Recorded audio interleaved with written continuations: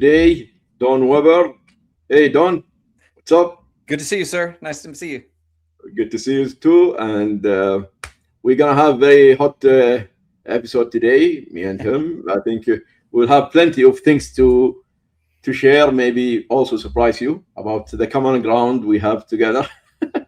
um, so why don't you tell us about yourself? How did you start? Did you start as an IT? Where did you do something else before? How did you end up as a Don is an instructor and he has also a business.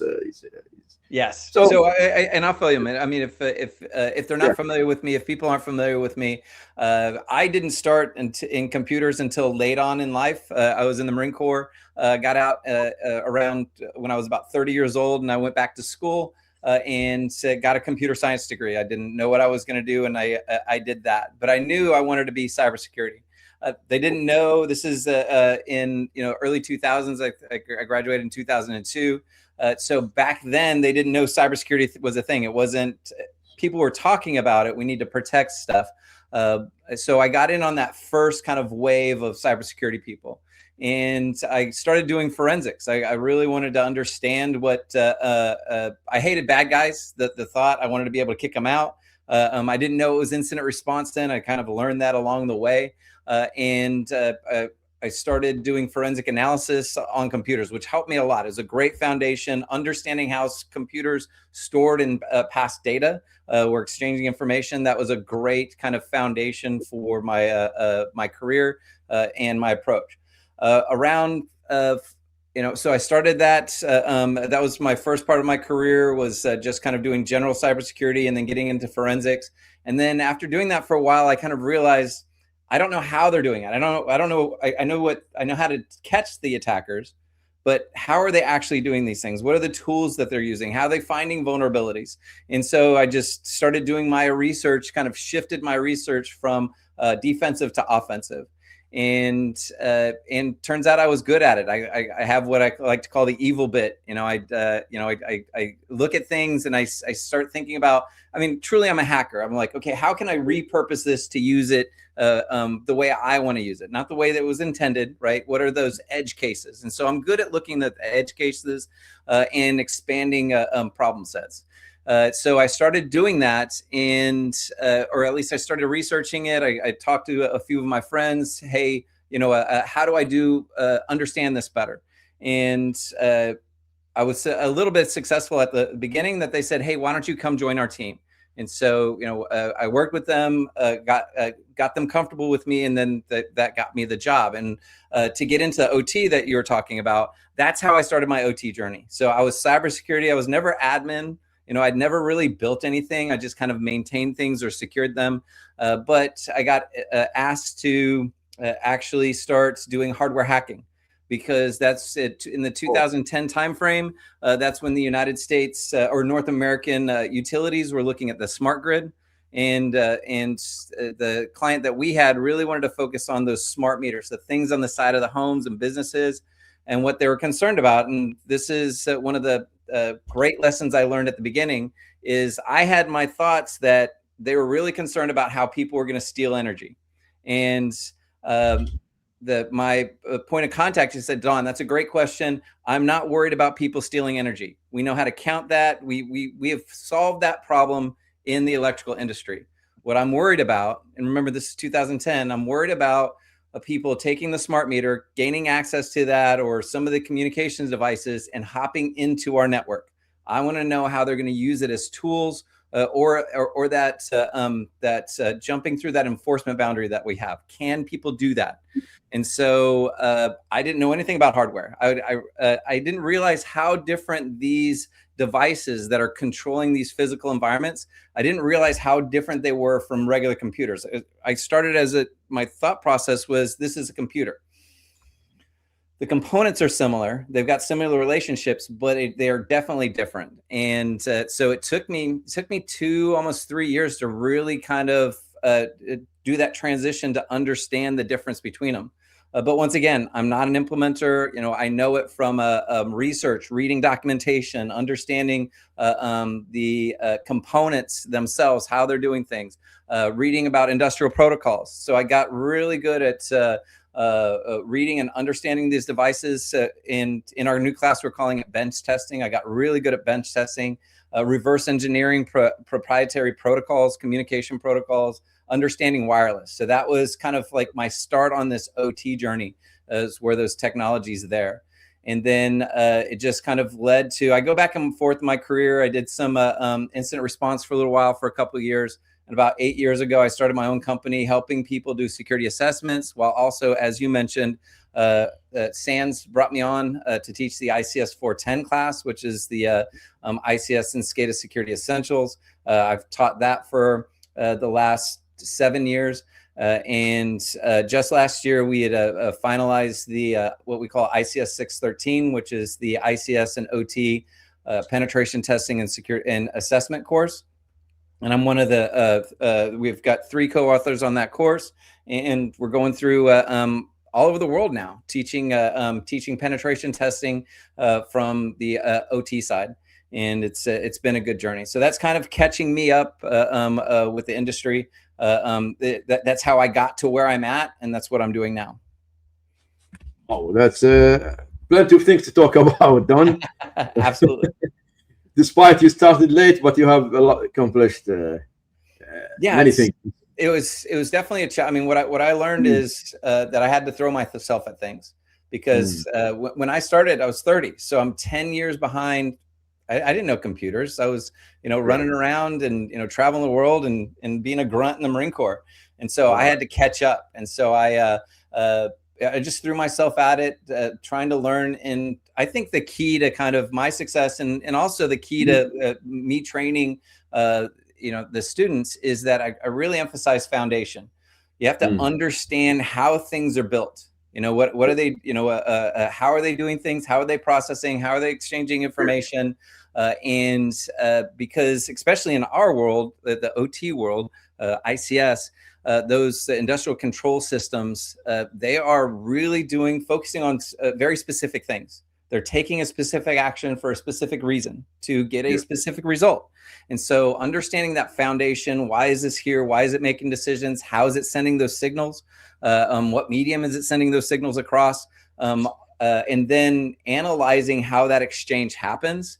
Understanding the foundation of that is important, because that's how you're going to understand risk and understand how to defend it. And that's the most important thing, is defending it so the actions happen the way we expect, when we expect them to happen. So foundation. That's nice. I always say the same as you: foundations, basics. Take your time, don't rush. You're exactly right. Because people, they want to do the cool stuff. They rush to do the cool stuff, be able to be a master hacker or whatever. But they, in the expense of missing the basic, because they find it boring. Yes, it's I mean, reading is boring. And actually, that was pretty funny. One of our students, because I was mentioning this, I was like, hey, we got to read. You got to read. You got to, this lab is just reading and outlining what you did. And one of the labs that we've gotten really good feedback on is, it's not even, you would think the more technical labs, and the technical labs are important, but one of the ones that the students like are that reading one, where it actually we have them read the documentation and say, instead of saying what's wrong, have them say, okay, what are the security, if we select this product, what is the security requirements for implementation? Like, how do you configure it? And it all comes from documentation. It's you can scan it all you want, but really it's already written in there. The vendors have already written it down.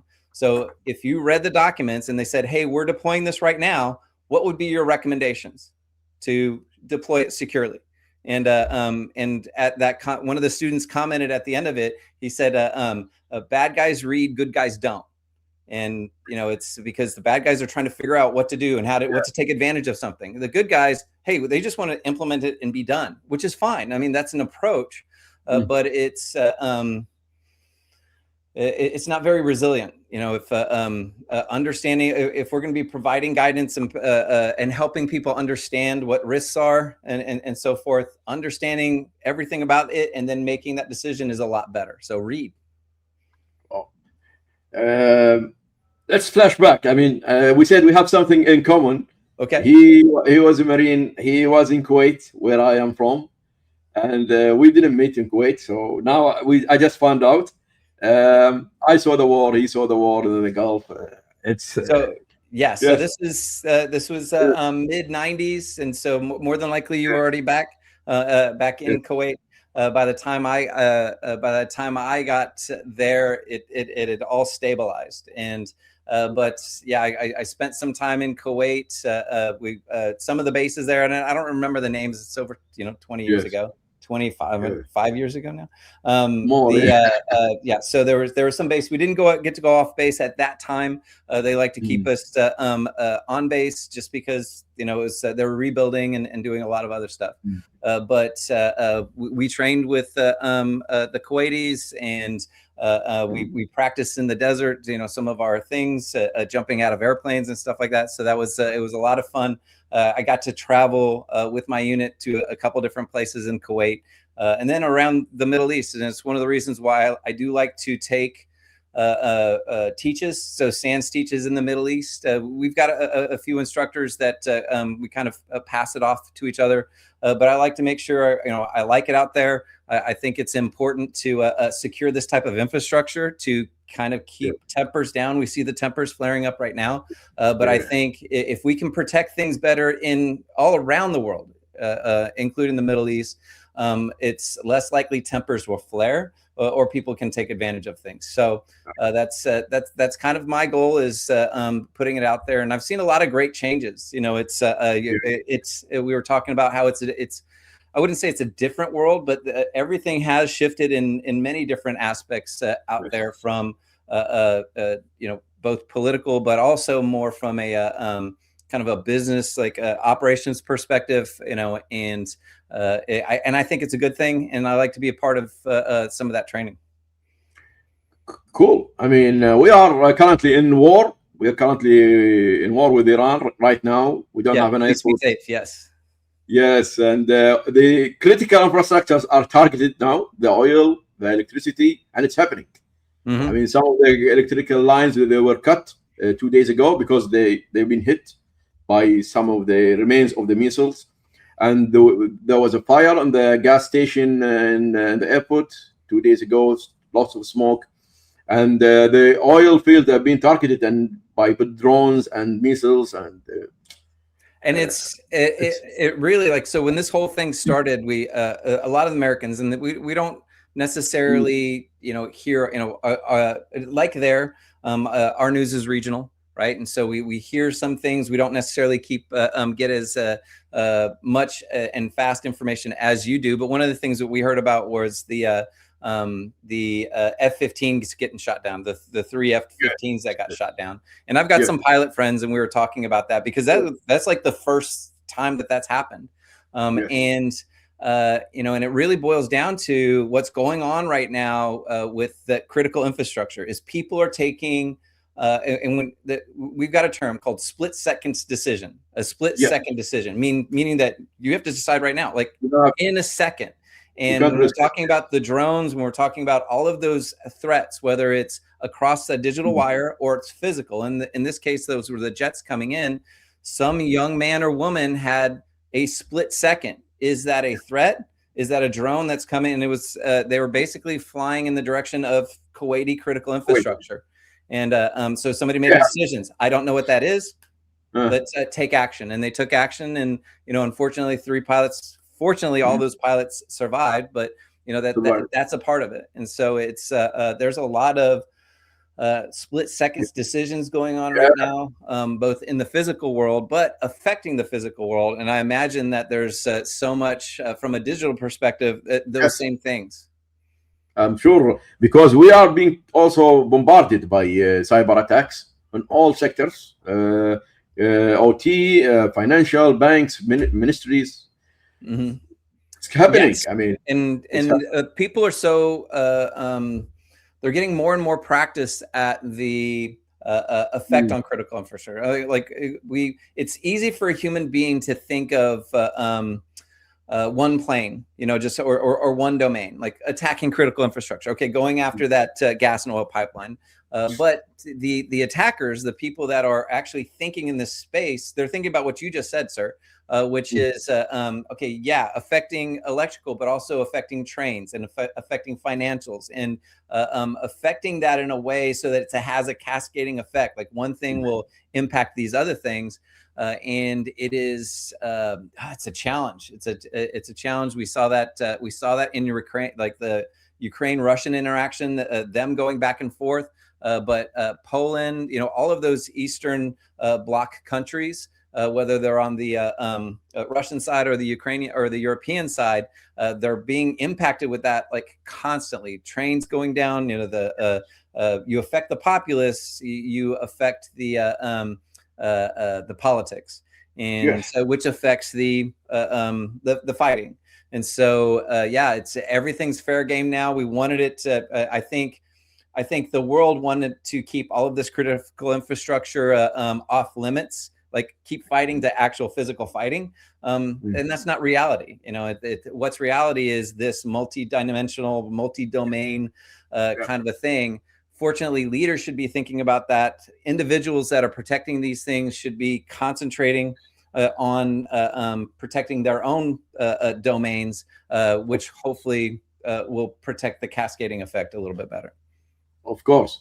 So I have noticed that in the US, many of the ex-military or veterans, they join they go cybersecurity. Well, I observed that. I don't know. I'm not American. So why is that? I mean, is it because they have the same mentality, the same mindset? So, is it? Yes. I mean, one of the things that we've got the sheepdog kind of sheepdog and wolf kind of thing. We've got a populace, which are and I'm not trying to imply everybody's a sheep, but we've got people with that sheepdog mentality, meaning that they're the defenders. They're the and so it is when you don't want to go into like some type of military company, like a consultancy or something like that, like Blackwater and other things, but you still want to be a defender, then what do you do? And a lot of people, so a lot of ex-military do go over to whether it's what we call first responders, so police officers, fire departments, medics as well, and that's great. But some people, I mean, that's a lot of grind. There's a lot of emotional stuff that goes on there as well, and so I think cybersecurity kind of gets them that protective thought process. They're already thinking about defending, or they're thinking about attacking. Some of us do like that offensive mindset. We're not throwing bullets now. We're just throwing bits around. But we're also defending something. And so I think that is, I think it's great. I mean, it's kind of probably why I gravitated to it. I didn't really want to be a first responder. I knew the stress around that. I'd already been, I've been 8 years full of stress. I wanted to see if I could tone it down just a little bit. And so it worked out. I mean, right place, right time. But that's what I think that's why. It's just that we want to find a way to give back to community and try to help that. So we're community minded helpers, and cybersecurity. And that's all cybersecurity is. It's helping an organization and hopefully having a wider impact across it. So I think that's kind of why. So from physical warrior to cyber warrior. That's yes. And the domain is we've just recently. So when I started, we kind of knew the potential of some of these impacts, but we're seeing the realization around it now. Meaning that this is a Marines like to say everything's a weapon system. I don't care what it is. I got a pen. I can, a pen is a weapon system, but a computer is a weapon system. So, it's so some people think of it like that, that approach, and so it's easy to, and that's becoming more acceptable. I mean, I don't want to say acceptable, but people are understanding that better. right? Drones and wireless communications, and everything kind of builds upon each other, and we're just going to repurpose it to do whatever our end goal, whatever our goal is, our mission, our purpose. We're going to use whatever tools that we have. So I say weapon systems, but really they're just tools, right? So computers are tools to do things. But from a military perspective, that's we realize that we have to protect it, protecting the mission, and then protecting our communities. Cool. So I can see that there are so many transferable skills from the military to the cyber world or digital world. Yes. So for me, it was more mentality, like approach, like thinking quickly, having that training to accept information, make a decision on it, and then act. And acting is something that it's inherent to military. We can quickly act on things, and so that's kind of another reason why we're driving this way. But at the same time, it is the skills, the computer skills are just more prevalent and interrelated to everything that's going on. When I got out, they had just gotten their first computer when I was leaving. Right. Yeah. So like the administration had it. So the people that were the secretaries, the people that were the admin people that were bringing people in or keeping track of our training and stuff like that, they had a computer, like a single computer for the whole unit. Oh. When I was leaving my last deployment, we had finally gotten a computer that we would use as a part of our planning and teams, and nobody really knew how to do it. We assigned it to the one guy to one of the guys, and he was just practicing it out. Now it's ingrained into everything, and so that's a completely different world to me. How much it's used in the missions and everything, but it's just like life. So much is ingrained in our day to day. I mean, heck, we're walking around with it in our pocket, right? And so so those people that are coming out, they're getting great training. I see a lot of those people as I'm going through training all around the world, and so I see a lot of people that are doing a lot of things and doing more than me in a lot of cases, because they're actually implementing it in their missions, in their day-to-day jobs, and so forth. And so it's computers, these type of technologies, communications. It's beyond even I could imagine back then. It's just grown in scale and depth. And it's, from an AI perspective, that's even shifting even more. I was just having conversations about that today. So, with AI, I don't know where we're going. It's very fast train. But it's moving fast. Oh yeah, it's moving so fast. I wanted to be that old guy that was just like, get off my lawn. I don't want to do AI. You know what? I'm just gonna keep doing what I'm doing. I only have to do it for about 5-10 more years. I can ignore AI. I'll be an expert in this. I can ignore AI. And that attitude lasted 3 months. And when I saw all of the people that are my mentors and peer kind of mentors, I'm old enough to have peer mentor kind of arrangements now. When I see all of my peers, the people that I challenge, like that I communicate with, who I feel are smarter than me, right? And I see them like doubling and tripling and quadrupling down on learning how to use AI, like for programming, for day-to-day stuff. When I see them doing it, I'm just like, okay, no, this is important. If they're focusing on it, if they're learning it, and doing it, then this is the shift in the paradigm. We can't ignore it. We have to learn how to do it. We have to learn how to talk about it, implement it, and just be a part of it. So yeah, absolutely. Yeah, I mean, especially when you mentioned coding, I'm looking at your, one of the websites that I think you are involved with, the controlthings.io. Why don't you tell us about this project? What is it about? Because maybe my subscribers, they're not old enough in the OT to know it. Maybe I think it's been a while. So the Control Things IO is a little bit different thing. So Justin Searle, who's one of my one of those peer kind of mentor people that I kind of grew up with in the OT kind of cybersecurity research and so forth. He actually really kind of pushed me towards training and pushed me towards being a teacher in SANS. So Control Things is his company that he does with his training. So he's got a couple different classes. He's the primary author for the ICS 410 class, but then he also has some of his side training, which is more like embedded device, assessing, exploiting control systems is what the class is called. I started teaching on that. So that's a part of Control Things, is how Justin kind of organizes his training that he's putting out there, but also his research tools and so forth. Some of the things that I've done is I've got the side projects. So that's Justin's things. My side projects are just through Cutaway Security. And I've been vibe coding. I finally accepted the fact that I needed to learn this AI stuff. My first thought process was, okay, how do I use this as a tool for some of the things that I'm doing?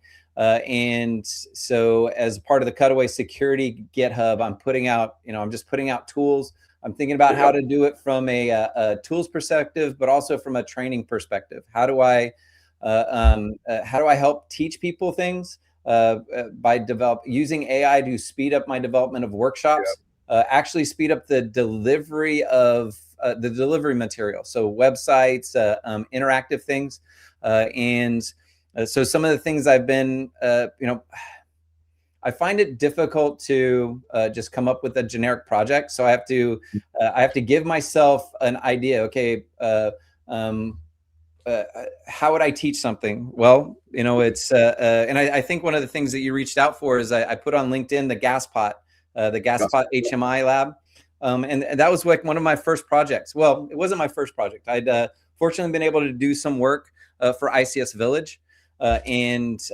Which is kind of a nonprofit organization that goes around the world. They've been to Bahrain and Kuwait, and bringing out like actual physical equipment out there. And they asked me to look at some of their labs. And so I started developing stuff for them, learned a few things.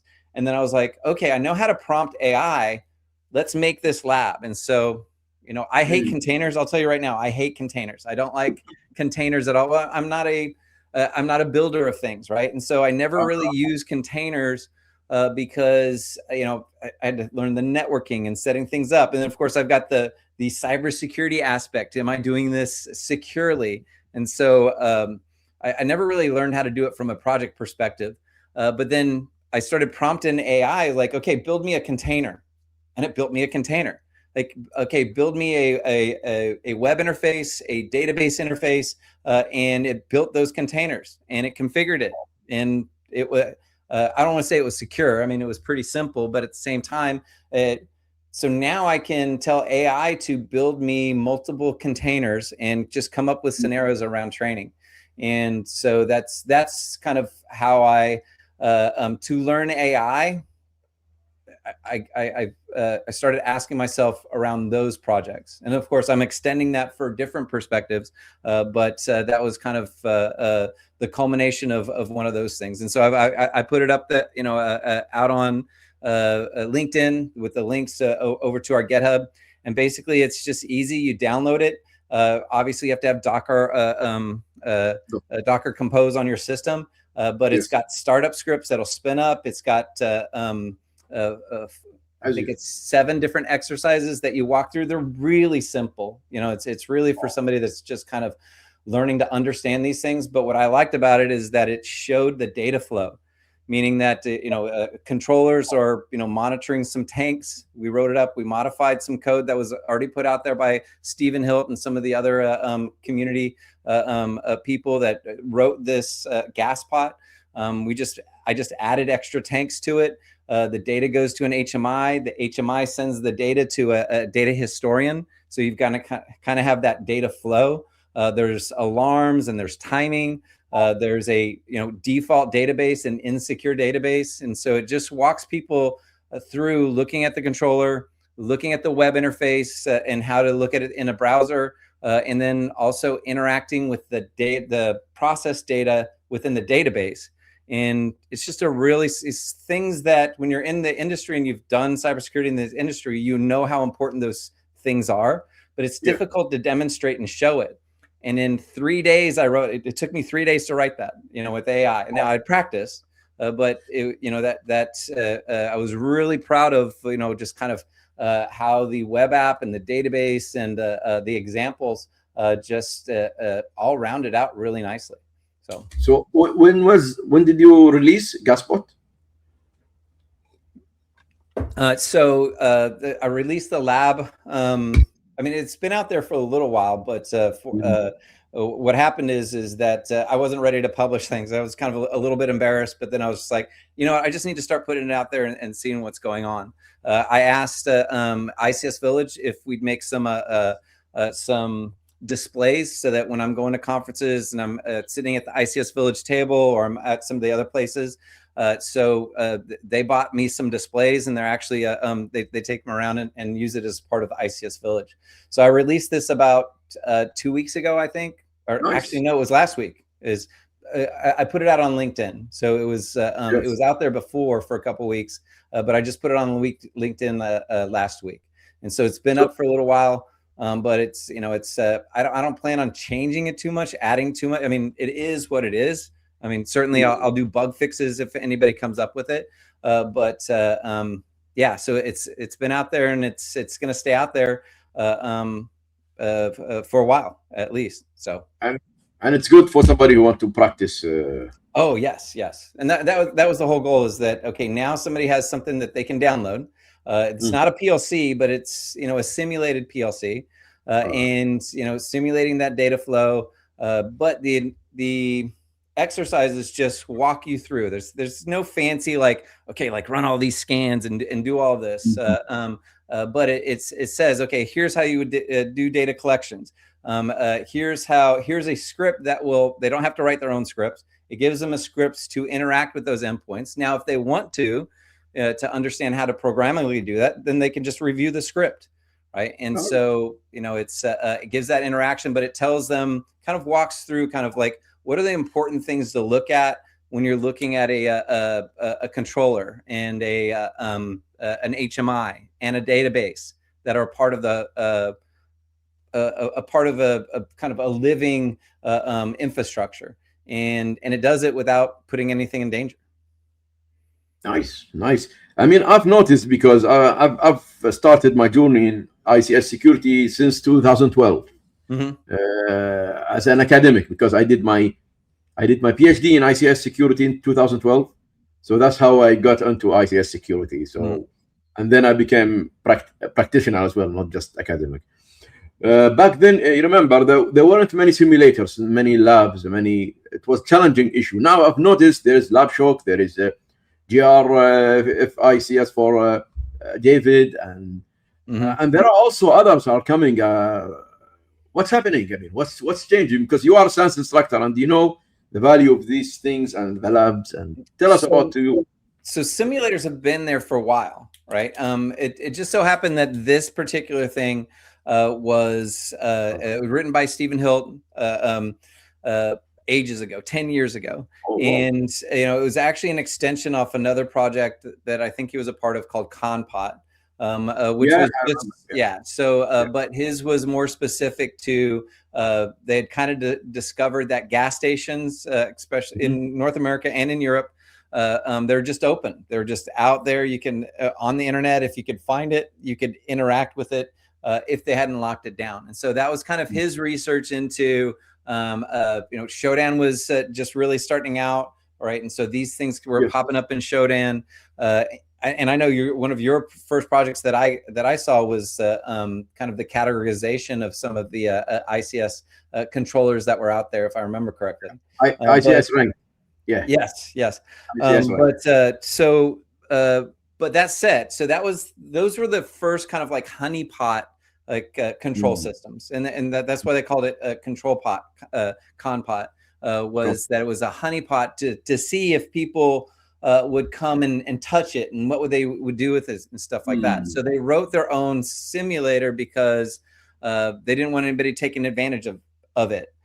However, simulators have been a part of vendors' solutions. When you go and download some actual vendor solutions, they will have simulations built into it. Yeah. So a lot of the libraries for different industrial protocols and controllers and so forth, they have simulations built into it. It's just they've never been repurposed for kind of cybersecurity, cybersecurity research or anything like that. But the people that when you go read research papers and so forth, they're using some of those simulations. They might have had to write their own simulators to send data, send different types of data.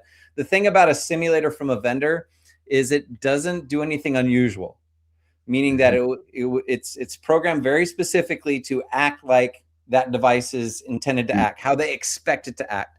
It doesn't go outside of those bounds at all. And actually, it's kind of limited because the actual device might do more, whereas the simulator is only specific to that protocol. It's only passing, a very specific thing. So simulators have been out there.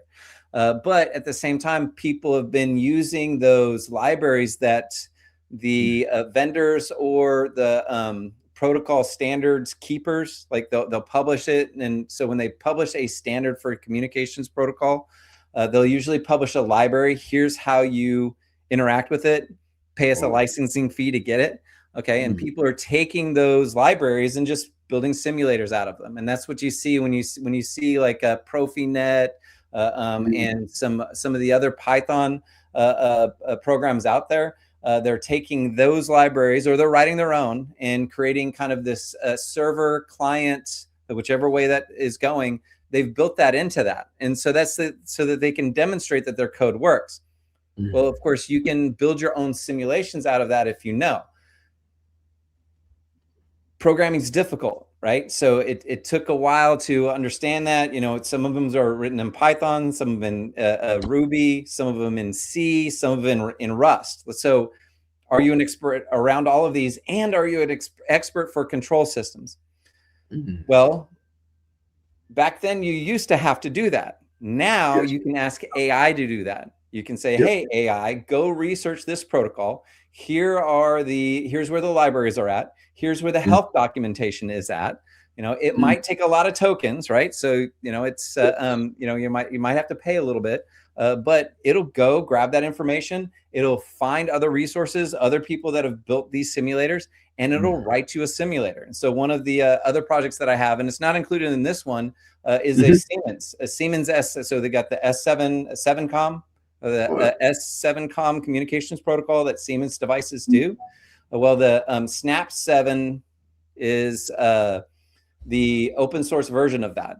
And you can write and I had AI write a simulator, a Siemens simulator that you could actually send a S7Com to. And now you've got a client server relationship. You can write labs out of that, build that into a Docker container.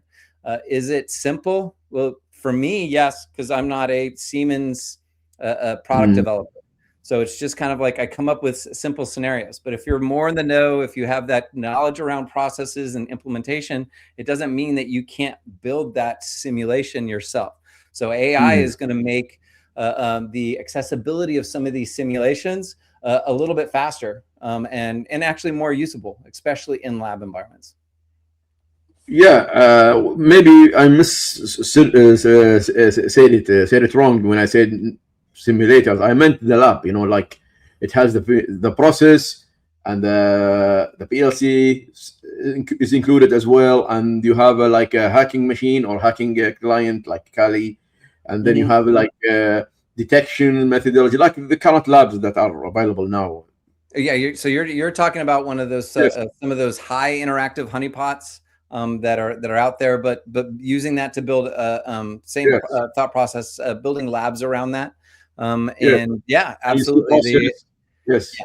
And whether it's an organization building a lab or for a training lab, absolutely. AI is helping with all of that. It's always been a challenge getting hardware, and that's one of the reasons why ICS Village has been out there, which is you can they've got relationships with vendors. The whole problem with getting good hardware first of all, the whole problem with getting good hardware is getting the license for the software, right? Yes. So that's some of the most expensive stuff. But also having that relationship with somebody who's a vendor that actually sells those things, so that you can get that for implementation. It's hard to build those relationships, and that's actually one of the powers of ICS Village is Thomas Van Norman, Bryson. They've got those relationships within the industry, and when something makes sense, and they've also got sponsorships, right? Because they're helping with education, and so people can reach out to them. They've always had a submission form online. If you come up with a good project and it gets approved, then they'll help get you equipment licenses and stuff like that to do that. So that's more difficult. I don't think AI is going to get us past that. However, it's the more simulators are realistic, the more people are going to be testing on that, both from a defensive standpoint, learning how to defend, do that detection that you're talking about, but also from an offensive standpoint.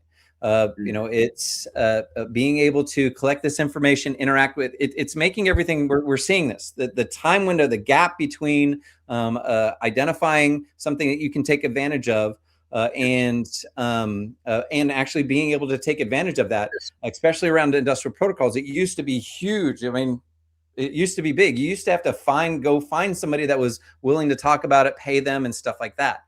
Now you can just ask AI. It has shrunk it up, so when we talk about, it's enabling these script kiddies, and it's not just kids that are doing this. It's whoever, these adults that, want to take advantage of things.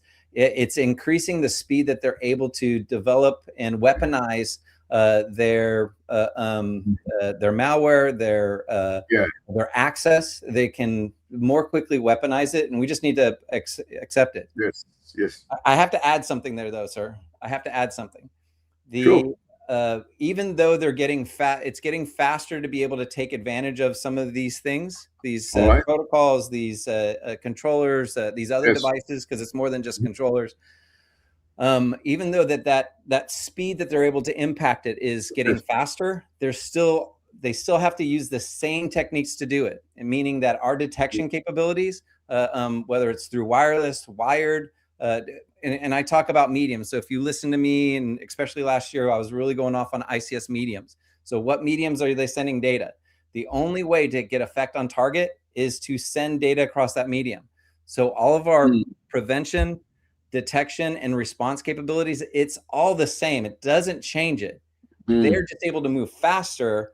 So we should be able, we're going to have to be able to move faster, right? So it's getting that visibility. So prevention, detection, response. So we need to prevent. So we should have been preventing already, but if we weren't, we need to increase the amount of money and people that we're throwing at prevention, but also at the same time increase not only monitoring, detection, right? We need we need the information, the system and network-based artifacts to help us understand what's going on. And then we need people that are knowledgeable to look at that and say, that's unusual, go check that out. Or that's unusual, we need to protect ourselves, island and stuff like that, because it's just getting faster. The attacks are gonna get faster and faster and faster, and they're getting more automated. And, so we need to start with understanding where we're at, understanding the data, and getting the proper people trained up to look at those things to address it. I'm sorry, I get on soapbox. I talk. No problem. Because the more you talk, the more ideas and value I think the audience will see. So they are using they are automating AI like AI agent. Do you think we should have AI agent as a defenders, or we don't trust them yet? Well, it's that's difficult. So it's I think we're going in that direction, and but we still need educated people to make decisions. That understand the processes, that understand. And until there's enough data to understand normal baselines and anomalies, We have to have people making those decisions. It doesn't mean that we can't come up with an automated way to ensure protection, right? Meaning that, this kind of goes back to that crown jewel. What are our crown jewel devices and our crown jewel data flows? What is important to the process for data flow? And so the more we understand that, then we can automate some of that fail safe or fail safer. Got to say safer, nothing's totally safe. But we can automate some of that fail safer in these environments. Look, in our IT environments, we contain as soon as there's malware, and we've automated that. Contain that server, contain that workstation. We'd like to get a little closer to that in OT, but there's so many things that the vendors have worked into their solutions that look like malware, that look malicious. And some people might say, well, that's just poor coding practices. No, that was design decisions to get data processed faster, because speed of this data processing, telemetry, and so forth, that is important in these environments. And so to do those, you take advantage of hooks and other things within software on these systems, which looks like malware. It's unusual in IT. It's usual in OT. So we have to learn how to make those differentiations, okay? And start learning leaning towards like the fact that, oh, there's an unusual program running. So detection of programming. It's kind of why I put the ICS Watchdog stuff out there, which is improving Sysmon, because by default, Windows systems don't log processes unless you enable it. You can enable it, but you have to enable it. Okay, but Sysmon helps with that. It tells you a lot of information about the processes and stuff like that. We need more of that information. That information is going to be important within our control environments if we're going to automate some of this stuff, because we have to detect those.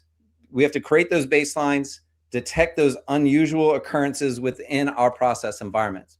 Now, some people might say, well, the vendor should be telling us this. You and I both know you can have two sites, same company, same vendors, implemented completely differently because of the time that they got implemented, or the technologies that were available, or the engineers and the integrators that were involved. They came up with two different ways of solving that to do the same thing. So how do you create a baseline? Well, the baseline is only good for one site. It's different for the other site. So, unless you're going to mirror exactly, which is impossible in these areas. An example I like to give to my students: you can have a mirror facility here in Corpus Christi and another in Denver. If you're not familiar with Denver, Denver is a mile up. So altitude is different. Which is temperature and pressure is different. When we're talking about controlling the physical world, it's different at sea level than it is a mile up into the atmosphere, which means that the configurations, same equipment, the programming is going to be different. They're probably going to have different softwares, different other considerations, different sensors, right? And other telemetry. Some telemetry is going to be more important in one site than the other. But it's all the same equipment, same sensors, same hardware, same network equipment, but different interactions. So how do you solve that? Well, you need individuals going in there and making those decisions from site to site. You can automate that as the better we get, the more information around this, we're going to be able to automate it, but it's still going to take some time, right? The attackers have always been able to move faster than us, right? Which goes back to prevent, detect, and respond. I mean, I'm the huge advocate of remote access.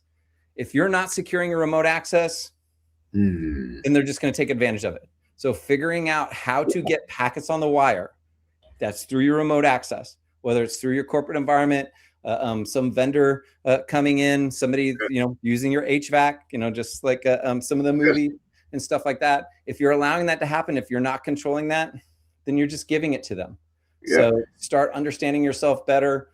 That remote access, monitor, prevent, detect, respond.